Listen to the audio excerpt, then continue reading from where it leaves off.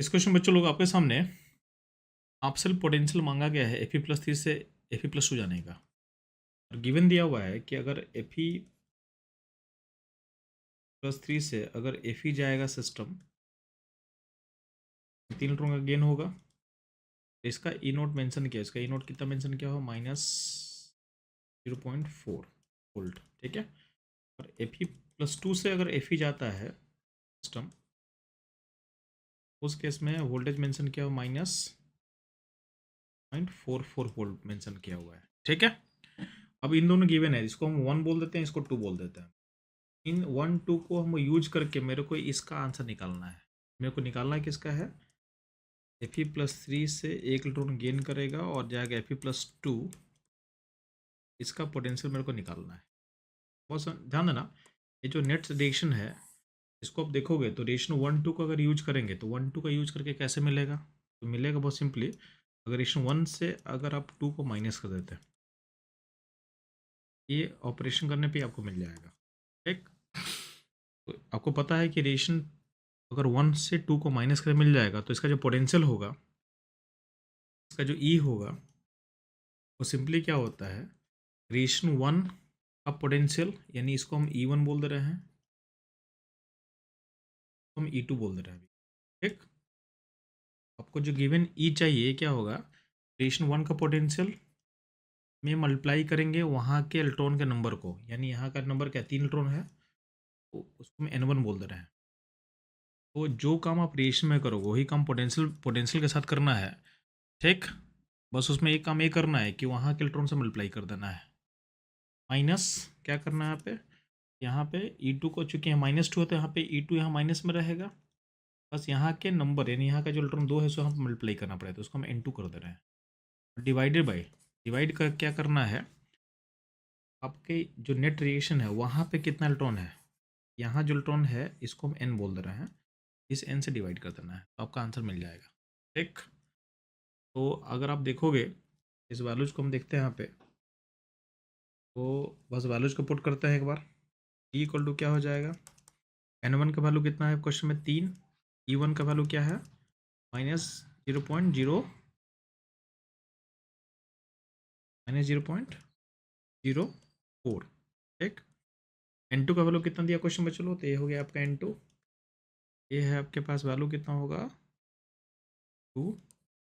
E2 का value कितना दिया क्वेश्चन में -0.44, और नीचे जो n है, n का वैल्यू कितना है क्वेश्चन में, ये आपके पास है 1, यहाँ पे n का वैल्यू क्या है 1, तो 1 से डिवाइड कर लेंगे। वैल्यू जो सॉल्व करो तो कितना आ जाएगा, तो ऊपर आ जाएगा -0.12, अरे +0.88 होगा, डिवाइड 1, तो वैल्यू निकल के आ जाएगा 0.76 वोल्ट, ठीक है। ये जो आपके पास ये रिएक्शन है जिसका ई मांगा गया था, जिसका वोल्टेज मांगा गया था, उसका वैल्यू हो जाएगा 76 वोल्ट। इस क्वेश्चन का फोर्थ ऑप्शन क्या होगा, करेक्ट होगा। ये क्वेश्चन बेसिकली क्या है, दो रिएक्शन के वोल्टेज को यूज करके थर्ड रिएक्शन निकालने का जो होता है वोल्टेज, उसके एप्लीकेशन से लिंक क्वेश्चन। इस प्रोसेस में ये तो हो गया आपका शॉर्टकट तरीके से मैंने सॉल्व कर दिया क्वेश्चन को, ठीक है। अगर किसी को जानना है कि इसका एक्चुअल प्रोसेस बेसिकली क्या होता है तो ध्यान देना, उसको भी हम समझा देते हैं, ठीक है। जनरली क्या होता है, वोल्टेज आपका इंटेंसिव प्रॉपर्टी होता है, जनरली क्या होता है, वोल्टेज आपका इंटेंसिव प्रॉपर्टी होता है। इंटेंसिव प्रॉपर्टी को हम डायरेक्टली ऐड या सब्ट्रैक्ट नहीं कर सकते हैं। हम क्या करेंगे, जैसे हमको चाहिए क्या था, तो मेरे पास था Fe+3, 3 इलेक्ट्रॉन गेन करेगा, ठीक है। तो यहाँ Fe जाएगा, यहाँ का वोल्टेज को हम E1 मान लेते हैं, यहाँ का इलेक्ट्रॉन को हम N1 मान लेते हैं, यहाँ का एक डेल्टा जी होगा, डेल्टा G1 क्या होगा, तो आपको पता है कि डेल्टा जी इक्वल टू क्या होता है -NFE होता है, ठीक है। तो इसको यूज करेंगे हम लोग, तो हम जो जो भी वोल्टेज है उसको हम डेल्टा जी के फॉर्म में कन्वर्ट कर लेंगे, क्या होगा -N1FE1 होगा पहले रिएक्शन का डेल्टा जी। सेकेंड रिएक्शन जो हमको दिया उसमें क्या होगा, Fe+2 से 2 इलेक्ट्रॉन गेन करेगा, Fe जाएगा, ठीक।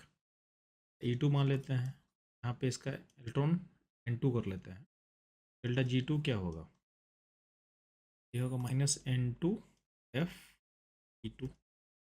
और इन दोनों को यूज करके यानी रेश A1 और 2 मान लेते हैं इसको, यूज करके मेरे को थर्ड चाहिए। थर्ड क्या चाहिए? P+3 से सिंगलट्रॉन गेन करेगा, जाएगा इसमें आप Fe+2 में जाने वाला है। तो ध्यान देंगे आप लोग, इसको हम यहाँ के वोल्टेज को E मान लेते हैं और ये मेरे को चाहिए, ठीक है। यहाँ के इलेक्ट्रॉन को हम N मान लेते हैं और इसका डेल्टा G मान लेते हैं, यहाँ का जो गिब्स एनर्जी का चेंज है, ये हो जाएगा -NFE। अब ध्यान देना, अब वोल्टेज को ऐड सेपरेट नहीं कर सकते, बट डेल्टा जी जो होता है एक्सटेंसिव प्रॉपर्टी होता है, इसको हम ऐड या सेपरेट कर सकते हैं, जस्ट लाइक आपका हेस लॉ, ठीक। तो हेस लॉ के थ्रू ऐड या सेपरेट कर सकते हैं। तो सिंपली क्या करेंगे हम लोग, हमको इस रिलेशन को करने के लिए क्या करना पड़ेगा, हमको 1 से -2 करना पड़ेगा, तो मेरे को रिलेशन मिल जाएगा। तो इसका मतलब यहाँ का जो डेल्टा जी है, ये delta G1 minus delta G2 होगा। अब डेल्टा जी के लिए इसके लिए पुट कर सकते हैं वाला वैल्यू -NFE। डेल्टा G1 के लिए हम लोग क्या पुट कर सकते हैं, -N1FE1। डेल्टा G2 के लिए क्या पुट सकते हैं, -N2FE2। अब इसमें आपका NFF कैंसिल हो जाएगा और माइनस साइन डालोगे, अल्टीमेटली इसको जब सॉल्व करो तो क्या आएगा, तो E = आ जाएगा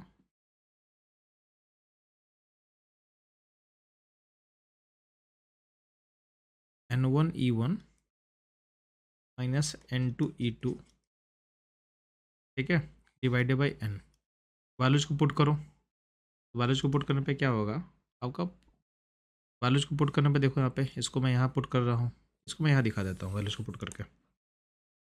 E = क्या हो जाएगा, चलो तो N1 क्या था 3 माइनस 0.04 माइनस यहाँ पे 2 होगा और ये होगा -0.44 और N क्या है 1, ठीक। तो वैल्यू फिर से आएगा 0.76 वोल्ट आ जाएगा, ठीक। अगर आप शॉर्टकट का यूज करें तो भी आपका आंसर वही रहता, और अगर आप लॉन्ग मेथड जाते तो भी आंसर आपका सेम रहेगा, ठीक। तो दोनों मेथड्स मैंने एक्सप्लेन कर दिया कि आपका आंसर का करेक्ट कौन सा होगा, ऑप्शन 4। एक क्वेश्चन जो है मॉडरेट लेवल का हम लोग मान सकते हैं, तो क्वेश्चन का लेवल ये है मॉडरेट, ठीक। अब हम मूव करते हैं बच्चों लोग अगले क्वेश्चन पे।